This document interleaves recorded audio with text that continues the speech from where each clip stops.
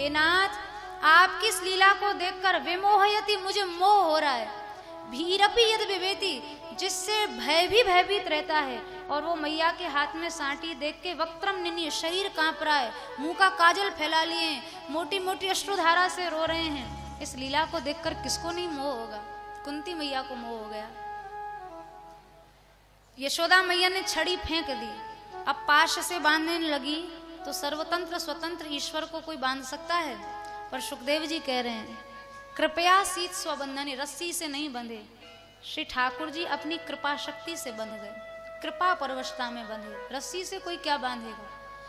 कृपा के सूत्र से, वात्सल्य के सूत्र से, प्रेम के पाश से वह नित्य मुक्त भगवान भी बंध गया। तब सुखदेव जी ने यहाँ यशोदा मैया की प्रशंसा की है। नेमम विरंचो न भवो न श्रीरप्यंग संश्रया, ऐसा सौभाग्य ब्रह्मा शंकर लक्ष्मी कर्मकांडी ब्रह्मज्ञानी किसी को नहीं मिला, केवल ब्रज की गंवार गोपी यशोदा को ही प्राप्त हुआ। मैया बांध के अपने गृह कार्य में लग गई और श्री ठाकुर जी उखल से बंधे हुए हैं, नित्य मुक्त, जो अपने संकल्प मात्र से अनंतानंत ब्रह्मांड को मुक्त कर सकता है। और वो मुक्ति दो मुक्तिम इच्छति, वो अनंत ब्रह्मांड को मुक्ति देने वाला ईश्वर भी यशोदा मैया के बंधन से स्वयं को मुक्त नहीं कर पा रहा। आगे भगवान ने यमलार्जुन वृक्षों पर कृपा की है और दाम माने रस्सी उधर जिनके पेट पर बंधी हुई है, ऐसे श्री दामोदर भगवान के द्वारा कुबेर के दोनों पुत्र नल कुबर मणिग्रीव का उद्धार हुआ, जो नारद जी के श्राप से जड़योनि को प्राप्त हुए थे। श्री भगवान का दर्शन लाभ हुआ, स्तवन करके आज्ञा पाकर वहां से लौट गए हैं। यशोदा मैया, नंद बाबा ने दौड़ के लाला के बंधन खोले, हृदय से लगा लिया। बाबा ने मैया को बहुत डांटो, अरे यशोदा ये छोटी छोटी गलती पे इतना भारी दंड मत दियो कर, अगर दोनों वृक्ष लाला के ऊपर गिर जाते तो कितनो भारी अनर्थ है जातो। दामोदर भगवान के द्वारा यमलार्जुन वृक्षों का उद्धार हुआ और इसके बाद ब्रज गोपियों के सौभाग्य की सराहना सुखदेव जी महाराज ने की है। ब्रज गोपियों को जो सौभाग्य प्राप्त हुआ क्या कोई पाएगा। पीठ कोनमान पादुकम, पीढ़ा कहती हैं तो श्याम सुंदर पीढ़ा ला रहे हैं, पादुका कहती हैं तो कन्हैया अपने मस्तक पर रखकर पादुका लेकर दौड़ रहे हैं। क्या कोई ये सौभाग्य प्राप्त करेगा? ऐसा सौभाग्य ब्रज की गोपियों का। बाहुक्षेपम, ताल ठोंक के कृष्ण ने उनको नचा लिया और दारू यंत्रवत श्री कृष्ण गोपियों की कठपुतली बन गए। जैसे कठपुतली नचाने वाला जैसे नचाए वैसे कठपुतली नाचती है। और एक पद में सूरदास जी कहते हैं, देत कर ताल वे लाल गोपाल को पकड़ी ब्रजबाल कपी ज्यों नचावे। जैसे एक मदारी बंदर को नचाता है, ऐसे श्याम सुंदर को ब्रज गोपियों ने नचा लिया। इतना आधीन भगवान ने स्वयं को गोपियों के कर दिया। वृंदावन गमन किया है श्री ठाकुर जी ने। वृंदावन कैसा वृंदावन? सुखदेव जी कह रहे हैं, वृंदावनम गोवर्धनम यमुना पुलिनानी च वीक्षा सीद उत्तमा प्रीति राम माधव योर नृप। सुंदर वृंदावन, गोकुल से वृंदावन प्रस्थान किया है। गोकुल में बहुत असुर आने लगे, उत्पात बढ़ने लगा। वृंदावन कैसा है? जहाँ गोवर्धन गिरिराज जी हैं, श्री यमुना जी हैं, वह वृंदावन है। वृंदावन का क्षेत्र केवल एक शहर मात्र नहीं है। बरसाना, नंदगांव, गोवर्धन, अष्टमा सखियों के अष्टगांव, अष्ट पर्वत, ये सब वृंदावन के अंतर्गत आने वाला क्षेत्र है। जीव गोस्वामी जी ने कहा है, श्री वृंदावन भूमौ नंदीश्वराष्टकूट वर्षानु धवल गिरी सौगंध कादे बहवो अद्रयो वर्तन्ते। अष्ट सखियों के 8 गांव, सौगंधिक शिला राजस्थान में जड़खोर की तरफ, ये सब वृंदावन के ही अंतर्गत आने वाला क्षेत्र है। बरसाना, नंदगांव, गोवर्धन गिरिराज जी, वृंदावन ब्रज के एक विस्तृत भाग को संज्ञा दी गई है। वृंदावन एक केवल 5 कोस का छोटा मोटा शहर नहीं है, बहुत विस्तृत। सुखदेव जी ने कहा है, पशव्यम नव काननम, जिस वन के अंदर अनेकों वन आते हैं उसको वृंदावन कहा है।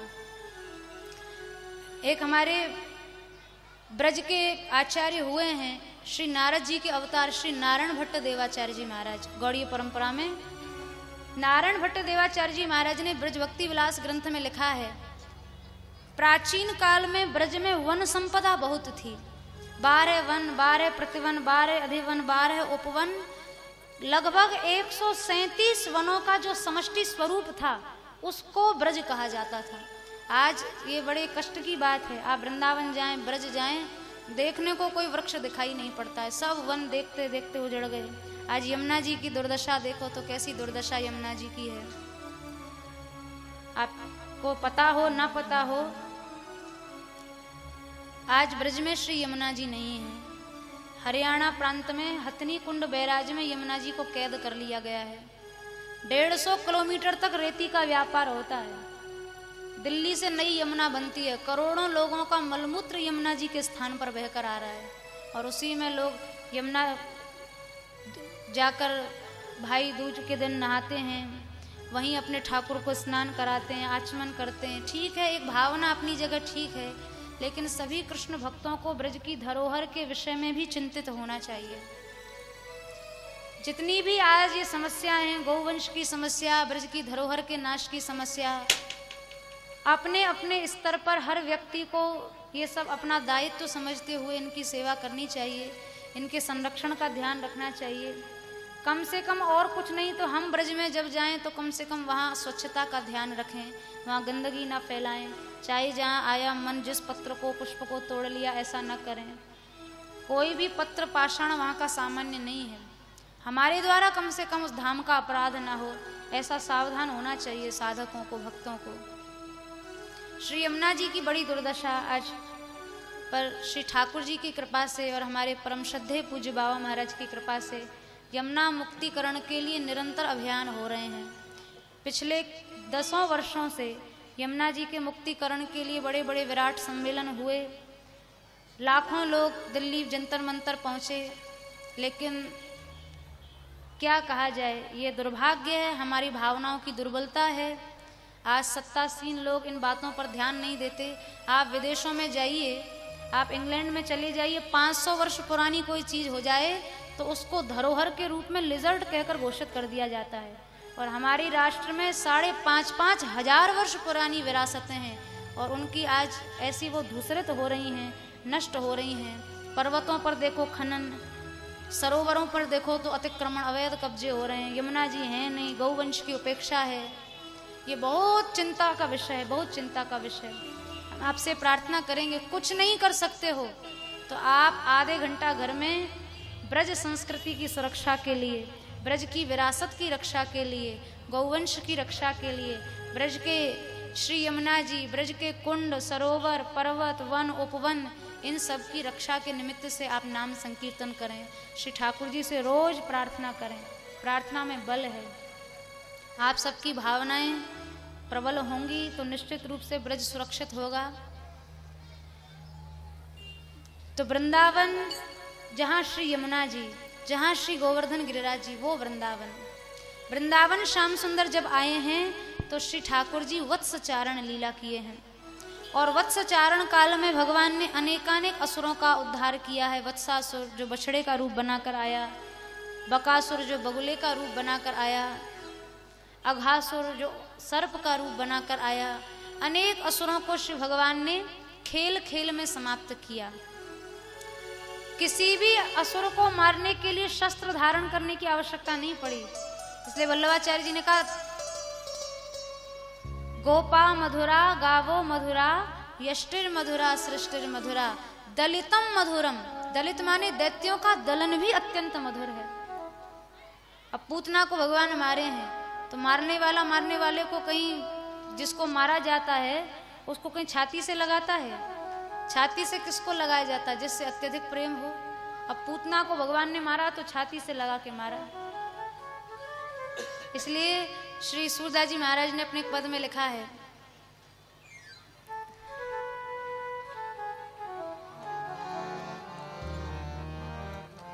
पूतना के प्राण सोखे,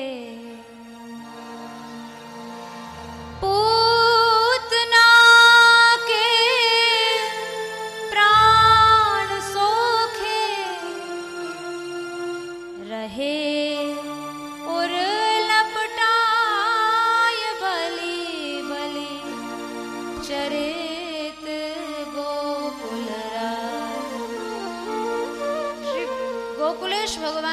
बलिहारी है।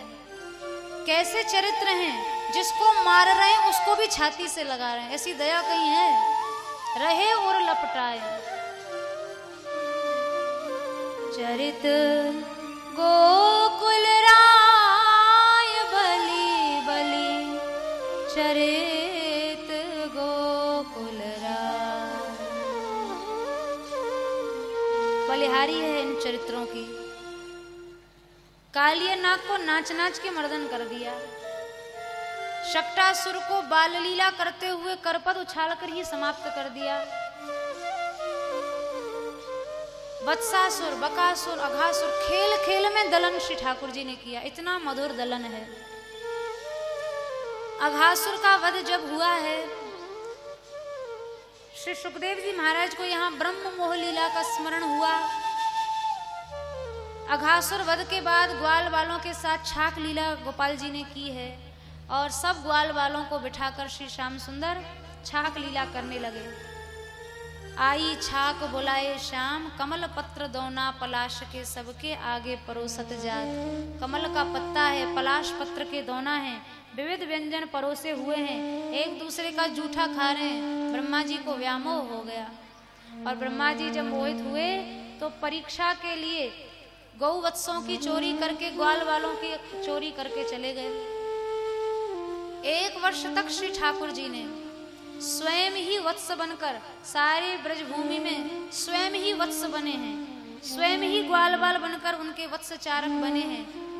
एक एक ब्रज की गोपी को वात्सल्य सुख प्रदान किया। एक एक गौ माता का दुग्धपान करके गायों को धन्य किया और बछड़ा बनके ब्रजभूमि के एक एक रजकण का आस्वादन श्याम सुंदर ने किया है। इसलिए तो इस भूमि की इतनी महिमा है। एक एक रजकण का आस्वादन ठाकुर जी ने किया बछड़ा बनके। 1 वर्ष तक लीला चलती रही। ब्रह्मा जी आए हैं, उतने ही वत्स, वही ग्वाल बाल, वही लीला, वही नृत्य, वही उत्सव। बुद्धि चकरा गई। ब्रह्मलोक जाएं तो वहां वे योग माया से निद्रागत हैं, यहाँ आकर देखें तो यहाँ वही लीला समझ में नहीं आया। और देखते देखते श्री ब्रह्मा जी को भगवान ने कृपा की, वृंदावन धाम के दिव्य ऐश्वर्य का दर्शन कराया।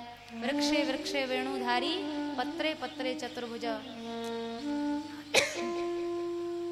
जहां प्रत्येक वृक्ष पर वेणु विहारी श्री कृष्ण की माधुर्यमयी लीला और पत्र पत्र पर चतुर्भुज भगवान की ऐश्वर्यमय लीला एक साथ अटखेलियां कर रही है। ऐसा सुंदर ब्रज ब्रह्मा जी ने देखा है, चरणों में गिर गए। और बहुत बड़ी स्तुति ब्रह्मा जी महाराज ने वहाँ की है। श्री ठाकुर जी से प्रार्थना की, हे नाथ, बहुत बड़ा अपराध मैंने किया। आपकी नाभि कमल से उत्पन्न आपका ही बालक और आपकी ही परीक्षा लेने की दुर्बुद्धि मेरे अंदर हो गई, आप क्षमा करें।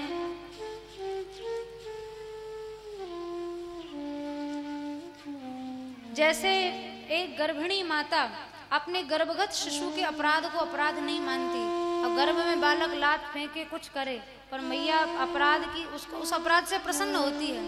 मैं भी तो आपका गर्भगत शिशु हूँ, मेरे द्वारा यदि अज्ञात में कोई अपराध हो गया, आप कृपा पूर्वक उसे क्षमा करें। भगवान बोले नहीं ब्रह्मा जी से, क्योंकि अति प्रिय मोही यहाँ के वासी। यह अपराध भगवदा अपराध होता तो नष्ट हो सकता था, पर यह ब्रजवासियों का अपराध, इतने समय तक उनका संबंध दूर कर दिया।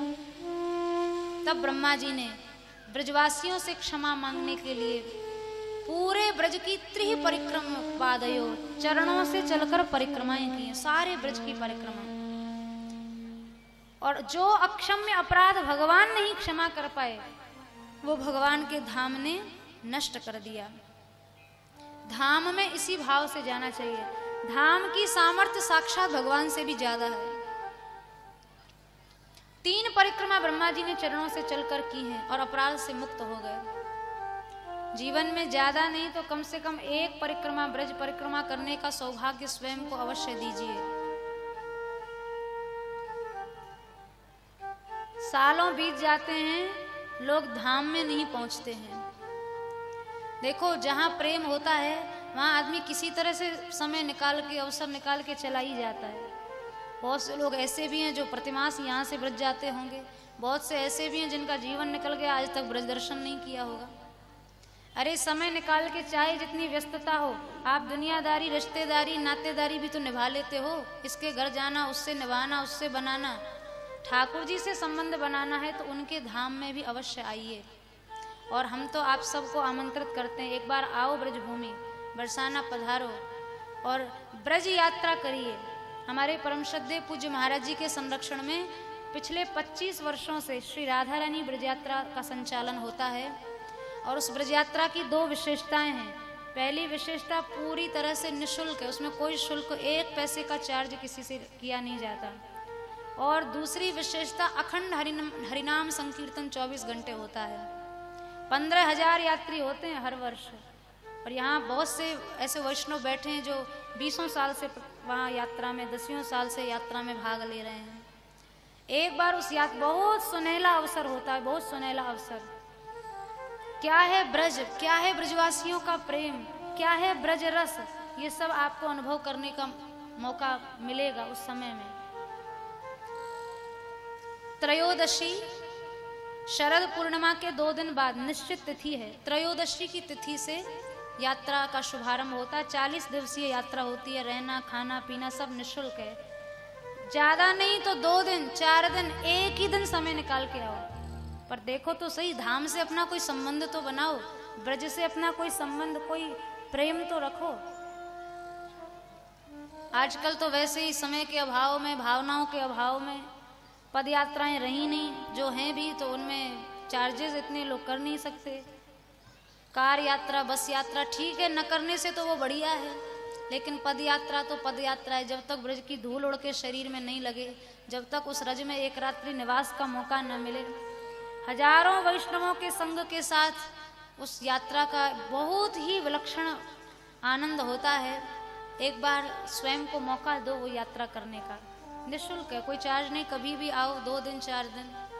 ब्रह्मा जी ने 3 परिक्रमाएं की हैं संपूर्ण ब्रज की, पैदल चलकर 3 परिक्रमाएं, और उस अक्षम्य अपराध से मुक्त हुए।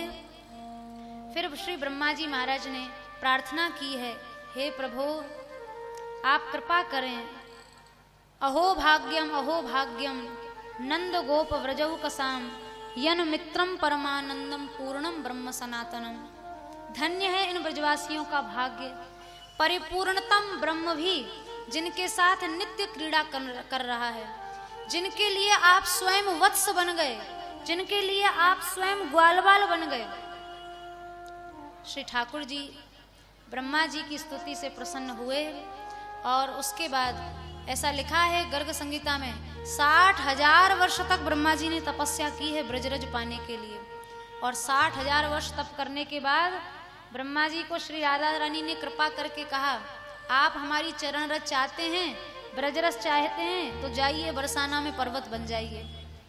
तो बरसाने में आज भी जो पर्वत है उसका नाम है ब्रह्माचल पर्वत। स्वयं ब्रह्मा जी पर्वत बन के प्रतिष्ठित हैं। नंदगांव में नंदीश्वर पर्वत के रूप में स्वयं शंकर जी विराजित हैं, और गिरिराज जी के रूप में तो स्वयं भगवान नारायण विराजे हुए ही हैं। तो ब्रह्मा जी इच्छा कर रहे हैं, मुझे किसी तरह इन गोपियों का, ब्रजवासियों का चरण रज पाने का अवसर प्राप्त हो। ब्रह्मा जी ने स्तुति की है, भगवान ने कृपा की है। इसके बाद कालिय मर्दन लीला आगे श्री ठाकुर जी ने की है। कालिय नाग को रमणक द्वीप भेजकर यमुना जल को निर्विष किया है। और उसके पश्चात श्री भगवान एक बड़ी सुंदर कालिय मर्दन लीला के पूर्व एक लीला श्री ठाकुर जी ने की है।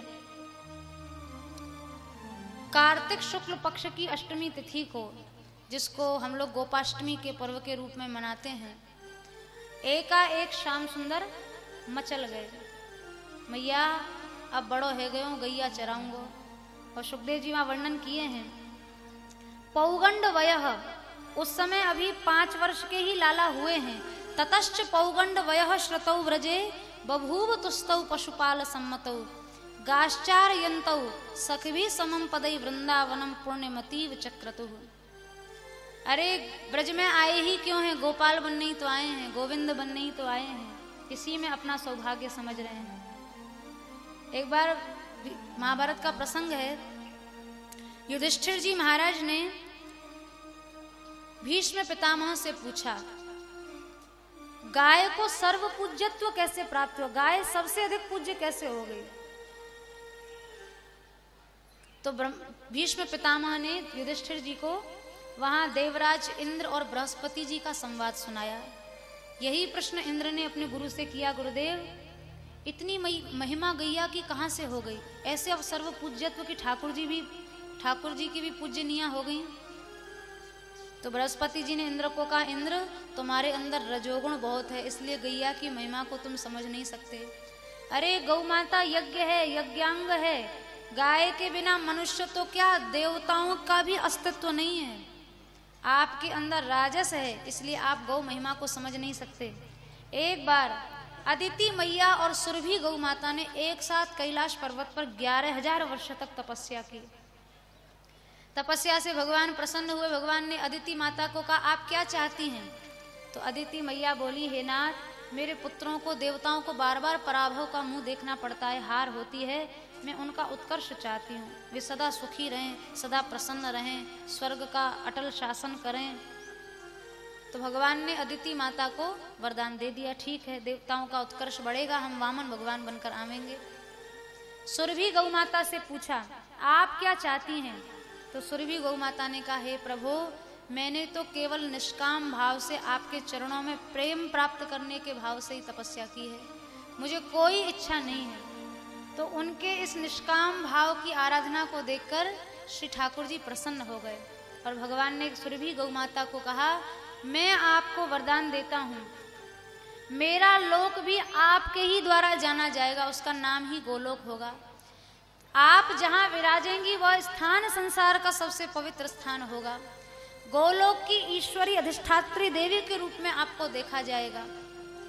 और यही नहीं, जो जो जन आपकी सेवा करेंगे उन सबको बिना साधन के मेरी प्राप्ति हो जाएगी। ये भगवान ने गौ माता को वरदान दिया है। गौ सेवा जो करेगा उसको बिना भजन के मेरी प्राप्ति हो जाएगी। बहुत बड़ी बात है। इसलिए गौ सेवी को अलग से कोई साधन करने की जरूरत नहीं, कोई साधन नहीं। केवल एक गौ माता के प्रति यदि आपका सद्भाव जाग गया तो साधन भजन भी कुछ नहीं। श्री ठाकुर जी गोपालोपि प्रसीदति, गोपाल जी गौ सेवा से जैसे प्रसन्न, वो साक्षात अपनी सेवा से नहीं प्रसन्न होते। गोपाल बनने के लिए ब्रज में आए हैं, गोविंद बनने के लिए ब्रज में आए हैं। मैया से मचल गए, मैया आज मैं गैया चराऊंगा, बछड़ा चराते चराते बहुत समय है गए। अरे लाला, अभी तो 5 साल को भयो है, कोई गैया ने सींग मार दियो और तेरो कछु अनिष्ट है गयो तो मोकू बड़ो कष्ट होगो। मैया तू कैसी बात कर रही है, गाय जैसो वात्सल्य कोई के अंदर होए, गैया तो परम वात्सल्यमयी देवी है, ऐसो कैसो तेने विचार कर लियो। तो उसी समय यशोदा मैया ने शांडिल्य महर्षि को बुलाया है और शांडिल्य महर्षि ने विधिवत गौचारण का तिलक किया। कार्तिक शुक्ल पक्ष की अष्टमी, जिसको हम गोपाष्टमी तिथि कहते हैं, श्री परमानंद दास जी महाराज का भाव है, श्री ठाकुर जी गौचारण के लिए आग्रह कर रहे हैं। मैं गाय चरावन जई हूँ, मैं गाय चरावन जई हूँ, मैं गाय चरावन जई हूँ, मैं गाय चरावन जई हूँ, मैं गाय चरावन जई हूँ, मैं गाय चरावन जई, मैं गाय चरावन जई हूँ, मैं गाय चरावन जई हूँ। तू कह महर नंद बाबा सो, तू कह महर नंद बाबा सो, हटो भयो न डरई हो,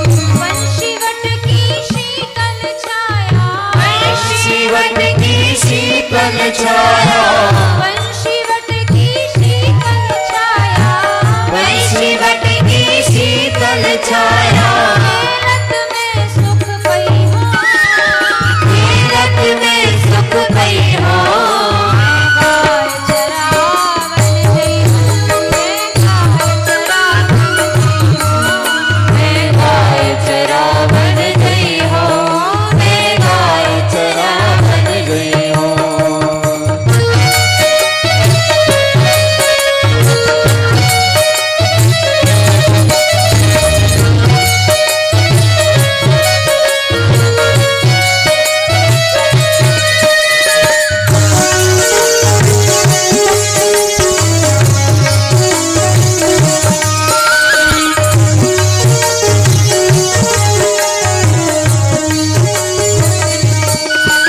सीता माले आदि सखा, सीता माले आदि सखा, हल धर संग जई हो, और हल घर संग गई हो, गाय चरावन जई हो, गाय चरावन जई हो, मैं गाय चरावन गई हो, मैं गाय चरावन गई हो।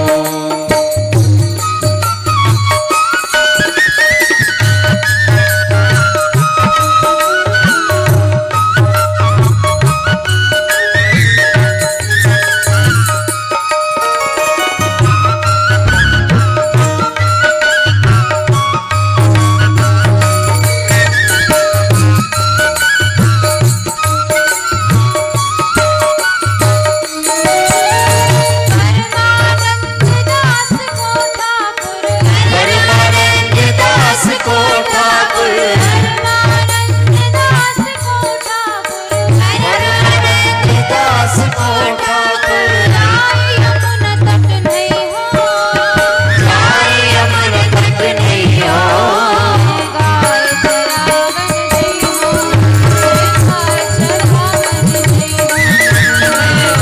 चरावन जई हो, मैं गाय चरावन गई हो, मैं गाय चरावन गई हो,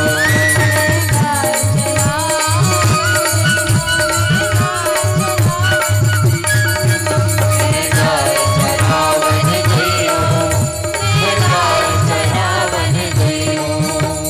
जय गो माता जय गोपाल, जय गो माता जय गोपाल, जय गो माता जय गोपाल, भक्त वत्सल प्रभु दीन दया, जय गो माता जय गोपाल, जय गोपाल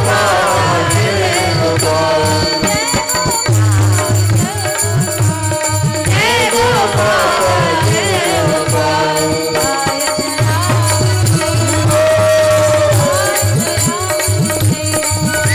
मैं गाय चरावन गई हो, मैं गाय चरावन गई हो। श्री गोपाल लाल की जय, श्री गौ माता की जय। गौ पालक बने श्याम सुंदर। द्वापरांत में गौपालक नहीं, कलयुग में भी ठाकुर जी ने गैया चराई है। धन्ना जाट की अगर कथा सुनी हो तो धन्ना जाट की गैया चराई है लाला ने कलिकाल में। अभी सनातनी लीला है गौचारण लीला, नित्य गोलोक में भी चल, प्रकट लीला में भी चल रही है, नित्य लीला में भी चल रही है। आज भी गौचारण लीला चल रही है। नित्य लीला का मतलब जो सनातन है, सदा चल रही है, नित्य लीला है गौचारण लीला।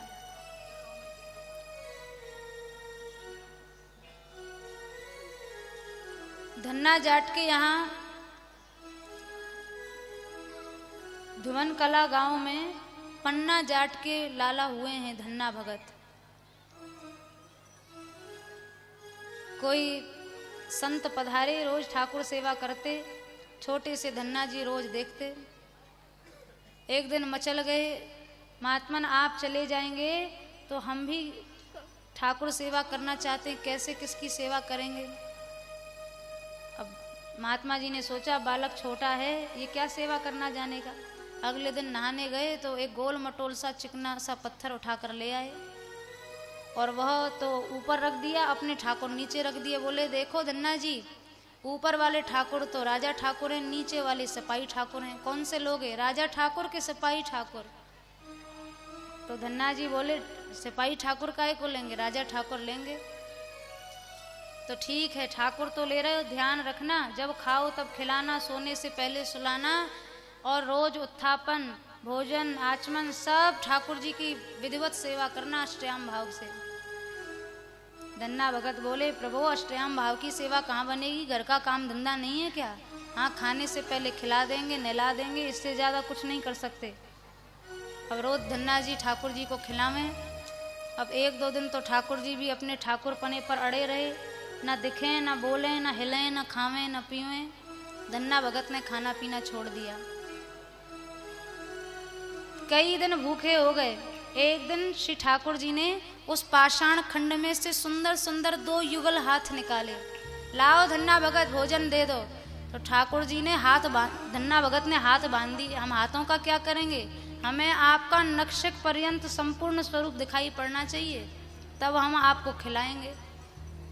तो श्री ठाकुर जी साक्षात दर्शन दिए। अब रोज धन्ना भगत ठाकुर को खिलावें। हाँ, भक्तमाल जी में लिखा है, ठाकुर जी बोले एक दिन धन्ना जी एक सिद्धांत है, जाको को खावे ताकि टहल बजायो करे। जिसका कोई खाता है तो उसकी सेवा करनी चाहिए, हराम का नहीं खाना चाहिए। तो हमने बहुत दिन खा लिया, वो कोई सेवा बता दो। बोले गैया चरानी आती है। हाँ, सो तो हमने सदा से गैया ही चराई और किया क्या है। तो ठीक है, हमारे पास गौवंश बहुत है, आप थोड़ा हाथ बटावेंगे तो हमें भी अच्छा लगेगा। तो धन्ना जी की गैया चराई श्री ठाकुर जी ने। इसी कलिकाल में, कलयुग में ठाकुर जी गोपाल बनकर आए, खूब गैया चराई। ऐसे साधु सेवी भक्त थे धन्ना जी। एक बार पिताजी ने बीज देकर भेजा, जाओ खेत में बो आओ। बोने चले तो मार्ग में संत मिल गए। अब संतों को बीज सब बेच बाच के पंगत करा दी। पिताजी ने देखा दूर से खेत में बैठे थे तो जूठे ही हाथ फेंक रहे थे, जैसे किसान बीज डालता जूठे ही हाथ, कुछ नहीं था हाथ में, हवाई हाथ चला रहे थे। पिताजी सोच रहे बेटा फसल कर रहा है, खेत बो रहा है। और सोचने लगे जब फसल उपजेगी नहीं तो कह देंगे पिताजी नमी बहुत पड़ गई इस बार जमीन में, इसलिए फसल आई नहीं। इधर अब धन्ना भगत ने डर के मारे खेत पे जाना छोड़ दिया। क्या देखें, अब इस बार जो डांट लगेगी सो लगेगी। श्री भक्त की संपत्ति से भगवान को ज्यादा मोह होता है। भक्त की संपत्ति भगवान की अपनी संपत्ति होती है। धन्ना जाट के यहाँ एक दिन पिताजी धन्ना जी के पिताजी के पास कोई व्यक्ति आया, अरे भैया इस बार तो बड़ी जोर की फसल हुई है। धन्ना जी को लगा उपहास कर रहे हैं, इस बार तो होगा ही क्या, जमीन में बीज पड़े तो कुछ हो। तो बोले अच्छा बड़ी अच्छी फसल बेटा ने इस बार फसल की है, जुताई सब बुवाई उसने की है। पिताजी के साथ धन्ना भगत ने देखा तो हर वर्ष से कहीं अधिक फसल उपजी। अब फसल तो हो गई, रक्षा के लिए एक दिन स्वयं श्री ठाकुर जी सोंझिया बनकर आ गए। धन्ना जी हमें रख लेंगे आप, खूब आपके खेत की रखवाली कर देंगे। अच्छा रख तो लेंगे, पर ये बताओ बदले में क्या लोगे। बोले आपके एक खेत का 1/3 हिस्सा हमारा रहेगा, बाकी 3 हिस्से आपके रहेंगे। धन्ना भगत बोले नहीं नहीं भैया इतना नहीं देंगे, खेत हमारा, भूमि हमारी, फसल हमारी, मेहनत हमारी और बीज हमारा।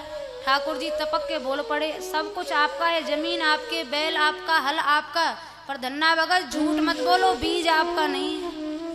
अब तो धन्ना जी सक पका गए, अरे ये कौन है भाई ऐसा जानने वाला, ये तो सही कह रहा, बीज तो हमारा है ही नहीं, बीज हमने डाला ही नहीं, बीज हमारा कहाँ से। धन्ना जी बोले ठीक है तो भैया सोंझिया तू जितना कहे उतना तेरा, पर ये बात तेने हमें तो कह दी, गांव में किसी से जाके मत कह देना। हमने माना कि बीज हमारा नहीं है, पर अच्छे से रखवाली कर।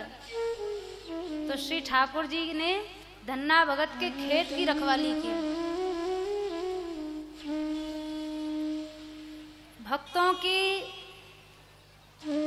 संपत्ति को भक्तों को अपनी संपत्ति से उतना मोह नहीं होता है जितना भगवान को होता है, क्योंकि भक्तों की संपत्ति उनकी अपनी संपत्ति है। अब खेत में बढ़िया फसल होगी तो हजारों भक्तों की खूब उदार हृदय से पंगत कर सकेंगे, खूब भक्तों को भोजन करा सकेंगे। तो गौ सेवी गोपाल जी ने कलयुग में भी गैया चराई है, कलयुग में भी गैया। और कलयुग में भी चलो धन्ना जाट की बात तो थोड़ी सी पुरानी हो गई, 100-150 वर्ष पुरानी कानपुर क्षेत्र में जसु भगत हुए जिनके यहाँ स्वयं श्री ठाकुर जी बैल बनकर और खेत की जुताई किए हैं, स्वयं बैल बनकर खेत की जुताई किए हैं। ऐसे गौ सेवी हैं। अब बताइए, गैया के प्रति यदि आदर का भाव, पूज्यता का भाव नहीं रहा तो आपकी गोपाल सेवा से गोपाल जी प्रसन्न होंगे कि कुपित होंगे? ब्रह्मा जी ने जब गौवत्सों की चोरी की तभी बछड़ा नहीं बने। अभी भी 100-150 वर्ष पुरानी घटना है। जसु भगत के यहाँ खुद बैल, उनके बैलों को चोर चोरी करके ले गए। अब भगत जी के खेत में बुवाई जुताई ना हो तो भक्त कहाँ से पंगत खावेंगे?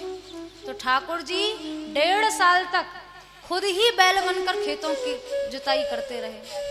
बाद में जब चोरों को पता चला, क्षमा मांगी है, बैल लौटाए हैं, तो जसु स्वामी के नेत्रों से अश्रुधारा बहने लगी। हे नाथ, आप बैल बनकर मेरे खेत की जुताई करते रहे, मैंने बहुत बड़ा अपराध किया।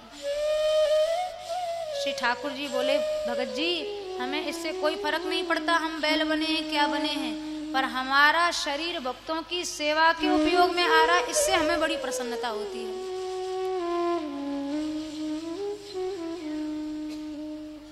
तो श्री ठाकुर जी ने 5 वर्ष की पौगंड अवस्था जब प्रवेश किए हैं, 5 वर्ष के पूरे हो गए हैं, तो अब वत्सपाल से गोपाल बन गए। अब गैया चराने लगे, गौचारण लीला करने लगे। एक दिन गैया चराते चराते ताल वन में गैयाएं गईं। दाऊ जी महाराज ने धेनुकासुर का वध किया। ग्वाल वालों ने प्रशंसा की, अरे दाऊ भैया हम तो जानते कन्हैया में ही पराक्रम है, आप भी कम पराक्रमी ना हो। तो श्री ठाकुर जी बोले, अरे भैया दाऊ भैया की कहा बात की प्रशंसा, इतने दिना में एक असुर मारो, वहां में भी गधा मारो, गधा मारना कोई वीरों का काम होता है? तो दाऊ जी महाराज से सुना नहीं गा, रे कन्हैया इतनी बड़ी बेइज्जती ग्वाल बाल सखान के मध्य में तू हमारी करे, तू अपनी गैया अलग कर, हम अपनी अलग कर लें। तो श्याम सुंदर ने अपनी गैया अलग कर ली, दाऊ भैया ने अलग। आज भी ब्रज में 2 गांव हैं, छोटी बठेन और बड़ी बठेन के नाम से। जहाँ ठाकुर जी अपना गौ समुदाय लेके बैठे वो छोटी बैठक हुई, और जहाँ दाऊ भैया बैठे वो बड़ी बैठक हुई। आज भी दोनों गांव हैं। अब दाऊ भैया अलग गौचारण कर रहे हैं, लाल जी अलग गौचारण कर रहे हैं। श्री ठाकुर जी अपनी गायों का समुदाय ग्वाल वालों को लेकर यमुना जी के तट पर गए हैं, काली मर्दन लीला की है, जल को विषमुक्त किया है। इसके बाद प्रलंबासुर का उद्धार, दावानल का पान किया है, और आगे श्री सुखदेव जी महाराज ने वेणु गीत की चर्चा की है। श्रीमद् भागवत जी में गोपियों के 5 प्रेम गीत हैं, जिनमें सबसे पहला गीत वेणु गीत है। ये वेणु गीत गोपियों का सत्संग है, और सत्संग के लिए आवश्यक नहीं हम कहीं जाएं, सत्संग के लिए आवश्यक नहीं कोई सुनाने वाला मिले तभी बैठ के सुने। सत्संग की बहुत सुंदर पद्धति गोपियों की है।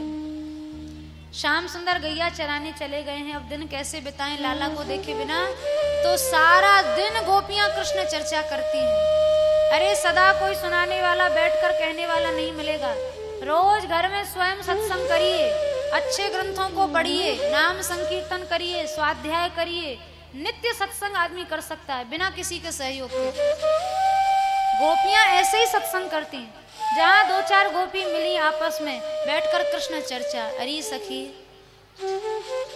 गोप्यः किमाचरदयं कुशलम स्म वेणुः दामोदराधर सुधाम अपि गोपिकानां भुंक्ते स्वयं यद वशिष्ठ रसम हृदिन्यो हृष्यत्वचोश्रु मुमुचुः तरवो यथार्या।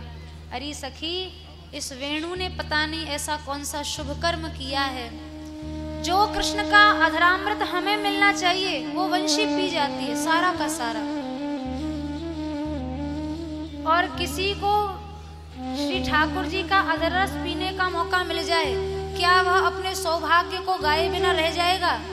कृष्ण का अधरामृत पाकर जोर जोर से बजकर वंशी अपने सौभाग्य को गाती है।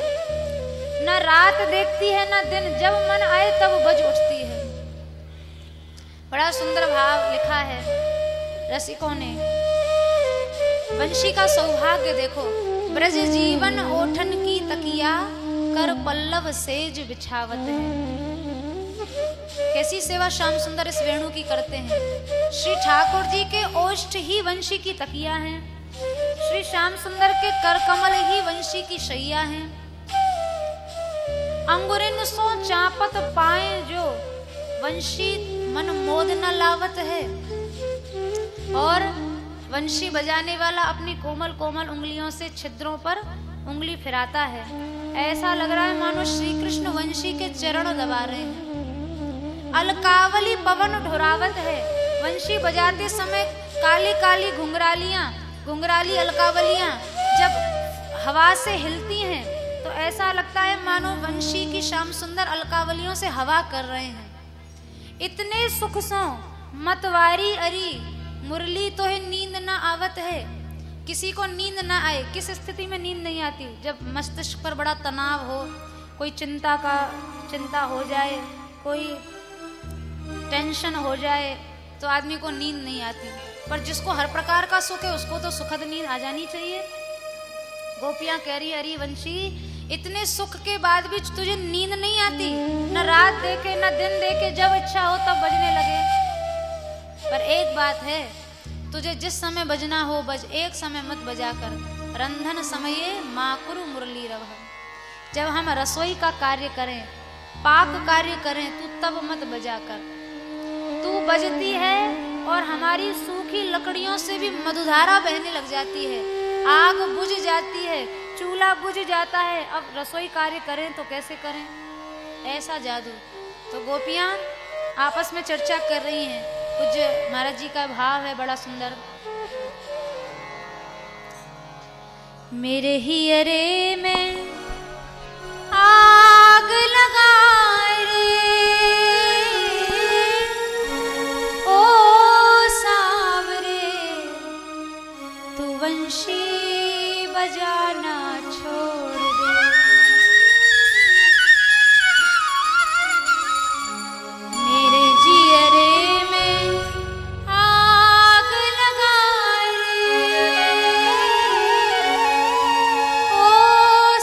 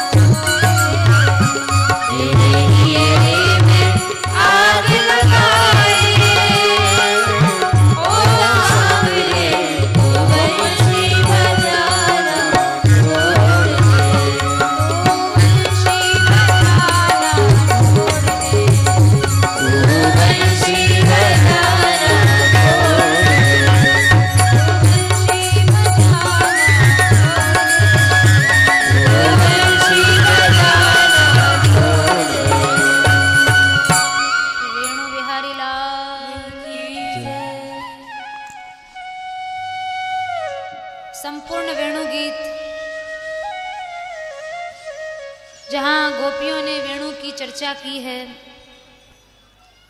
धन्यास्म मूढ़मत्योपि हरण्य एता या नंदनंदनम उपात्त विचित्र वेशम आकर्ण वेणु रणितम सह कृष्ण साराह पूजाम दधुर विरचिताम प्रणयावलोकई। गोपियां कह रही हैं भाई धन्य तो ब्रज की हिरणियां हैं, श्री कृष्ण के वेणु गीत को सुनने के लिए अपने काले काले मृगों के साथ दौड़ पड़ती हैं और कृष्ण की पूजा करने लगती हैं। अरे हिरणी क्या पूजा करेगी, हाथ है न कोई पूजन सामग्री है, न षोडशोपचार विधि जानती है, क्या पूजा हिरणी करेगी।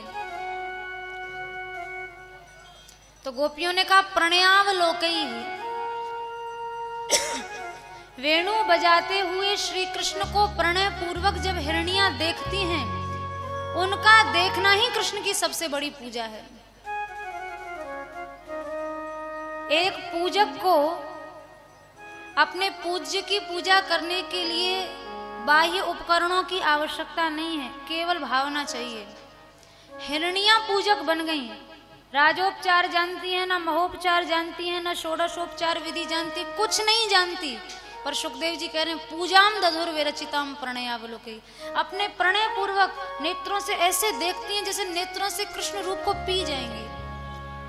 यही पूजा है, यही हिरणियों के द्वारा कृष्ण पूजा है। और यही नहीं, गायों की दशा, गावश्च कृष्ण मुख निर्गत वेणु गीत पीयूष मुत्तभित कर्ण पुटई पिबन्त्यः। जिस समय गैया अपने छोटे छोटे वत्सों को दूध पिलाती हैं और वे वत्स जब वेणु गीत पीते हैं तो मुंह में जो दूध भरा हुआ है, शावाह स्तनस्तन पयः, अभी स्तनपान कर रहे हैं गायों का, और कवला जो दूध का कौर है उसको न निगल पाते न उगल पाते हैं, ऐसी उन छोटे छोटे वत्सों की दशा हो जाती है। गोविंदम आत्मनि दृशा शुक्रः स्पृशन्त्यः, नेत्रों से झरझर झरझर अश्रुपात हो रहा है। यमुना जी की दशा, आवर्त लक्षित मनोभव भग्न वेग, सैकड़ों सैकड़ों भंवरें वंशी सुनकर उठने लगती हैं। अपने लहर रूपी भुजाओं से श्री यमुना जी कृष्ण चरणों में कमल भेंट करती हैं। सारा ब्रज कृष्ण की वंशी से, वेणु गीत के आस्वादन से तन्मय हो जाता है, कृष्णमय हो जाता है। वर्णयन्त्यो मिथो गोप्यः क्रीड़ा तन्मयताम ययुः। इस तरह से कृष्ण क्रीड़ा का वर्णन करते करते गोपियां कृष्णमयता को प्राप्त हो जाती हैं। आगे श्री सुखदेव जी महाराज ने चीरहरण लीला का वर्णन किया है। चीरहरण लीला का वास्तविक अभिप्राय गोपियों की बाधक वृत्तियों का हरण है। कुछ वृत्तियां ऐसी होती हैं जो भगवत दर्शन में बाधक होती हैं। लज्जा, शर्म, संकोच, मानहानि की चिंता, भय, ये सब बाधक वृत्तियां हैं। भगवान ने चीरहरण लीला के माध्यम से गोपियों का सब लाज संकोच सब दूर कर दिया। गोपियों की स्थिति ऐसी हो गई, फिर तो गोपियां कह रही हैं लाज के ऊपर गाज पड़ो, ब्रजराज मिले सोई काज करो। ये लाज जाए चूल्हे में, श्री कृष्ण मिले वैसा कार्य करो। नारायण स्वामी जी कह रहे हैं प्रीति तहां पर्दा नहीं और पर्दा तहां न प्रीति, प्रीति रहे पर्दा रहे तुलसी यह अनरीति। गोसाई जी महाराज ने कहा प्रेम और पर्दा, प्रेम और आवरण, ये दो चीजें एक साथ नहीं रह सकती।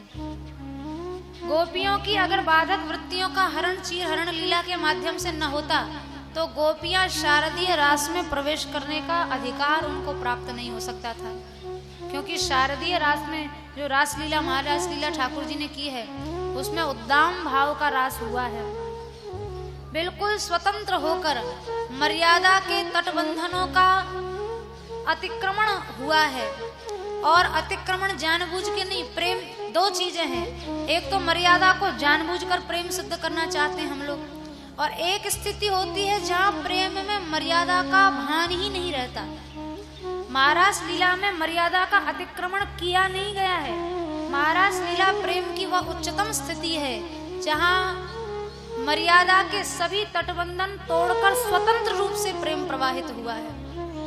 अन्य अवतारों में मर्यादा के तटबंधनों में परिधि में रहकर लीलाएं हुई हैं। जैसे मर्यादा पुरुषोत्तम भगवान श्री राम, रामावतार में मर्यादा का उल्लंघन हुआ हो ऐसी कोई लीला नहीं, पर कृष्णावतार में जार भाव की लीला, परकीय भाव, स्वकीय भाव, सब गोपियों ने अधिकार रासलीला में पाया है। तो मर्यादा का अतिक्रमण करना अलग बात है, और प्रेम की वह उच्चतम स्थिति जहां मर्यादा ध्यान ही न रहे, वो एक अलग स्थिति है। तो श्री ठाकुर जी ने चीरहरण लीला के माध्यम से रासलीला के योग्य गोपियों का चित्त बनाया है। और उसके बाद यज्ञ पत्नियों पर कृपा भगवान ने की है। इसके उपरांत जब दीपावली का पर्व ब्रज में आया है, चारों ओर जोर शोर से इंद्र पूजन की तैयारियां चलने लगी। श्री गोपाल जी ब्रजवासियों का आश्रय अनन्य करना चाहते हैं। बड़ा सुंदर श्री महावाणी जी में लिखा है, जो को प्रभु के आश्रय आवे, सो अन्याश्रय सब छिटकावे। आचार्य चरण कहते हैं, एक आश्रय अन्य आश्रय के छूटने के बाद ही सिद्ध होगा। अनन्य आश्रय तब तक नहीं बनेगा जब तक अन्य का आश्रय है, एक दूसरों का आश्रय है। भैया अनन्य आश्रय के लिए दूसरे का आश्रय तो दूर, अपनी भी बल बुद्धि शरीर इंद्रिय का भरोसा है, तब तक कृष्णाश्रय की सिद्धि नहीं हो सकती है। जो को प्रभु के आश्रय आवे, सो अन्याश्रय सब छिटकावे। अन्याश्रय का बिल्कुल सर्वथा परित्याग करना होगा। तो ब्रजवासियों का कृष्णाश्रय बने, इसके लिए श्याम सुंदर ने इंद्र पूजन की जगह गिरिराज पूजन, गौ पूजन की लीला कराई। जोर शोर से ब्रज में जहां तहां तैयारियां चल रही हैं, विविध व्यंजन बन रहे हैं, घर की स्वच्छता की जा रही है, द्वार पर बंधन तोरणवार लटकाए जा रहे हैं। श्री ठाकुर जी ने ब्रजवासी जन चारों ओर पूजन की तैयारी में, इंद्र याग की तैयारी में लगे हैं। यशोदा मैया के पास लाल जी आए, अरे मैया आज ऐसा कौन सो पर्व है, चारों ओर तैयारी हो रही है। कथ्यताम में पिता कोयम संभ्रमो व उपागतः, किम फलम कस्य चोद्देशः केन वा साध्यते मखः। नंद बाबा से लाला पूछे, बाबा या यज्ञ को कहा फल है, ये क्यों करना चाहिए, क्यों आवश्यक है, और या से प्राप्ति कहा होए। नंद बाबा बोले, अरे लाला तू अभी बालक है, ये बात न समझे वो, ये हमारी पूर्वजन की प्राचीन परंपरा है। आज के दिन ब्रजवासी जोर शोर से इंद्र याग करें। तू जाने ना है, इंद्र देवता हैं, भगवान हैं, जल वर्षा नहीं करेंगे तो हम ब्रजवासी कहाँ खावेंगे पीवेंगे, सब मर जाएंगे। क्योंकि हम ब्रजवासी वन शैल निवासी न वनवासी हैं, पर्वत निवासी हैं। हमारे कोई कोठी बंगला घर मकान तो है नहीं। आज यहाँ बस गए, कल छकड़ा उठा के कहीं और बस गए। ऐसी स्थिति में यदि देवराज इंद्र को प्रसन्न नहीं रखोगे हो तो अनिष्ट है जाएगा। पर बाबा एक बात बताओ, अगर इंद्र भगवान है तो भगवान पूर्ण काम होए, वाकू कोई कामना नहीं होए कि कोई हमारी पूजा करे, दंडवत करे, प्रणाम करे, आरती करे, नैवेद्य लगावे। इंद्र अगर भगवान है तो या वर्ष परीक्षा कर ली जाए, एक साल इंद्र को पूजन मत करो, अपने आप पता चल जाएगी कैसो भगवान है। नंद बाबा बोले, कन्हैया ये देवा अपराध होए, ऐसो मत कहे। ठाकुर जी समझ गए, अभी तक बाबा के बात समझ में नहीं आ रही। सूरदास जी ने लिखा है, श्री ठाकुर जी ने दूसरी तरह से बाबा को समझाने का प्रयास किया। बाबा एक बात भूल गए, बताए वो, काल एक सपनों मोही आयो, शंख चक्र भुज चार बनायो, मोसों यह कह कह समझायो। बाबा कल रात्रि मोकु स्वप्न आयो, और स्वप्न में चार भुजा वारो देवता आयो। श्याम सुंदर जानते हैं चतुर्भुज नारायण भगवान नंद बाबा के आराध्य हैं। अच्छो लाला चतुर्भुज वारो देवता तब तो नारायण भगवान ही होंगे। कहा कही कछु बातचीत वही। हाँ बाबा, वह देवता ने कही नंद बाबा को समझावे ना है, कौन कौन की पूजा कर तो भटक रहे हो है। अरे तुम आगे बहु भोजन खई है, मुंह मांगे वर तुमको दई है। सीधे सीधे मेरी पूजा करे, जो मांगे को मिलेगो। इंद्र की पूजा इतने दिना करी, आज तक इंद्र ने अपनो चेहरा मोहनो दिखायो, कछु दिखायो, बाकी झांकी कछु दिखाई। पर अगर हमारी पूजा करेगो तो पूजा करते ही साक्षात्कार होएगो। अच्छो कन्हैया, तब तो चतुर्भुज नारायण भगवान की आज्ञा भई है, तो कौन से देवता की पूजा की कही है, कछु नाम गाम परिचय कहो।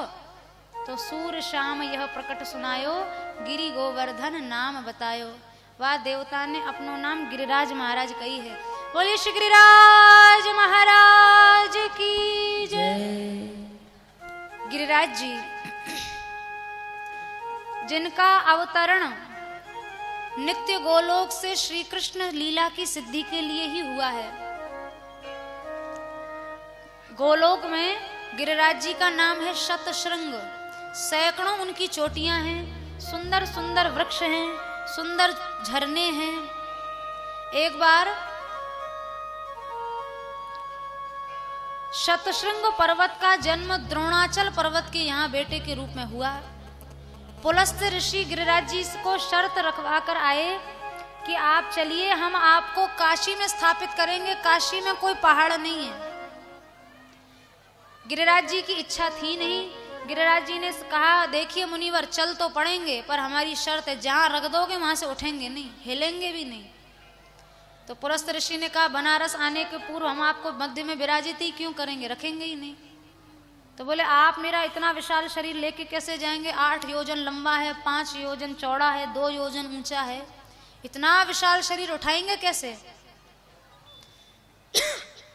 पुलस्त्य ऋषि ने कहा, आप चिंता न करें। तपोबल के प्रभाव से गिरिराज जी को अपनी हथेली पर रख लिया। अब पुलस्त्य ऋषि जब चले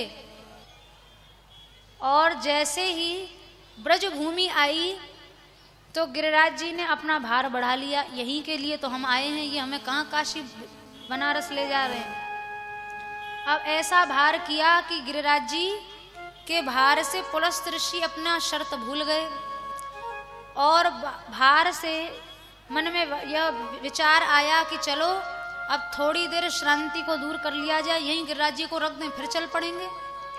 जैसे ही गिरिराज जी को रखा, थोड़ी बहुत देर विश्राम कर लेने के बाद जब गिरिराज जी को उठाना चाहा तो अब गिरिराज जी हिले नहीं। पुलस्त्य ऋषि ने कहा, हे गिरिराज, करतल भाग पर बैठ जाओ। नहीं नहीं मुनिवर, अब नहीं बैठेंगे, हमने कहा था जहां रख दोगे वहां से हिलेंगे नहीं। तो गिरिराज जी को पुलस्त्य ऋषि ने श्राप दे दिया, जाओ मैं आपको शापित करता हूं, आप प्रतिदिन तिल तिल भर घटेंगे। तो गिरिराज जी को श्राप है।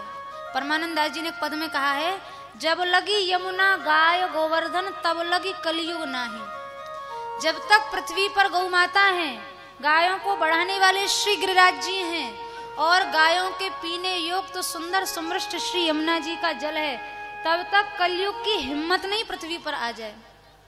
पर आज देखो, ये तीनों की तीनों चीजें पतन की ओर जा रही हैं। यमुना जी रही नहीं, गौवंश का ह्रास हो रहा है, गिरिराज जी जैसे अनेकों पर्वतों पर ब्रज में खनन चल रहा है। जबकि जब लगी यमुना, ये सब कलयुग के प्रतिरोधक तत्व हैं। गौवंश सुरक्षित हो जाए, गोवर्धन सुरक्षित हो जाए, ब्रज के पर्वत सुरक्षित हो जाए, ब्रज की श्री यमुना जी की धारा अविरल रूप से बहने लग जाए, तो आज भी कलयुग आ नहीं सकता इस भूमि में। जब लगी यमुना गाय गोवर्धन तब लगी कलयुग नाही। पर कलयुग शापित हो गए, गिरिराज जी महाराज शापित हो गए पुलस्त्य ऋषि के द्वारा। इधर श्री ठाकुर जी ने आदिवारा पुराण के अनुसार जब सेतु बंधन हो रहा था, दूर दूर से वानर पर्वत ला रहे थे, उत्तर दिशा से हनुमान जी गिरिराज जी को लेकर चले, चलो हम आपको राम जी से मिलाएं।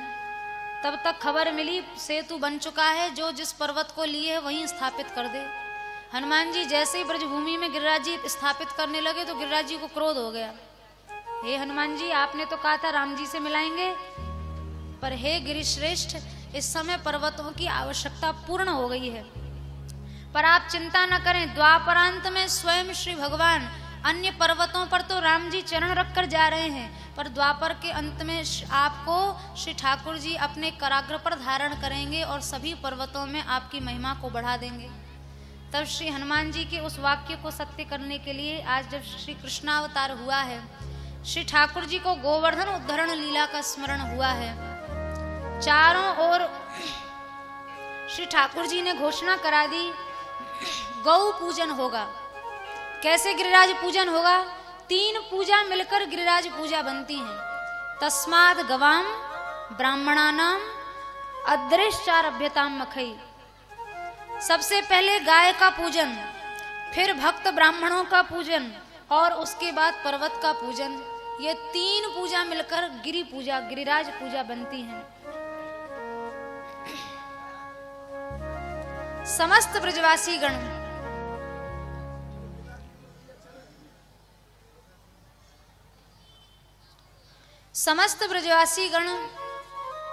श्री ठाकुर जी से जिज्ञासा किए हैं, गिरिराज पूजन के लिए क्या क्या विधियों की तैयारियों की आवश्यकता है। श्याम सुंदर बोले, कछु नहीं भैया, स्वलंकृता भुक्तवंतः स्वमलिप्ता सुवाससः। सब बढ़िया सज धज के आओ, सुंदर सुंदर विविध व्यंजन पकवान मिष्ठान लाओ और नाचते गाते बजाते हुए गिरिराज जी की तलेटी में चलो और उत्सव के रूप में हम सब गिरिराज जी को पूजन करेंगे। तब समस्त ब्रजवासी, इतना ब्रज गौ पूजन के लिए उमड़ा है। श्री सूरदास जी ने सूर सागर में लिखा है, बहुत जुड़े ब्रजवासी लोग, सुरपति पूजा मेट गोवर्धन कीनो यह संयोग। योजन 20 योजन तक लाइन भंग होती हुई दिखाई नहीं पड़ रही है। इतने ब्रजवासी, सारा का सारा ब्रज गिरिराज पूजन के लिए उमड़ पड़ा और सब श्री गिरिराज जी की तलेटी में पहुंचे हैं। गायों को आगे करके, श्री कृष्ण बलराम भैया को आगे करके, शांडिल महर्षि के पौरोहित्य में अन्य ब्राह्मण मंत्रोच्चारण करते हुए जा रहे हैं और श्री गिरिराज जी की तलेटी में पहुंचकर सभी ब्रजवासियों ने विधिवत गौ पूजन, विप्र पूजन और गिरिराज पूजन महोत्सव को मनाया। बोलिए श्री गिरिराज महाराज की जय।